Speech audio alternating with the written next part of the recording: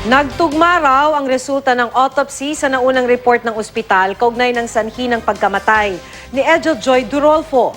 Base sa autopsy report na inilabas ng SPD, asphyxia due to manual strangulation o pananakal ang ikinamatay ni Durolfo noong February 26. Yan din ang nakasaad sa death certificate ng biktima na inilabas ng San Juan de Dios Hospital sa Pasay. Ayon sa SPD, lumalabas na ginamitan ng superior strength ang biktima. Nakitaan din si Durolfo ng mga sugat at pasa sa kanyang upper at lower extremities. Ayon pa sa SPD, kabilang sa mga posibilidad na tinitingnan nila ang paggamit ng matigas na bagay sa biktima. Posible rin daw na defense wound ang mga ito, pero maaari rin umanong self-inflicted o tumama ang biktima sa ilang matigas na bagay sa kwarto.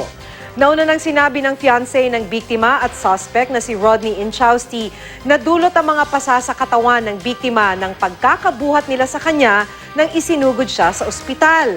Sinabi rin ng kaibigan ng biktima na isa ring suspect na nabagok ang ulo ni Durolfo nang matumba ito dahil sa kakasayaw.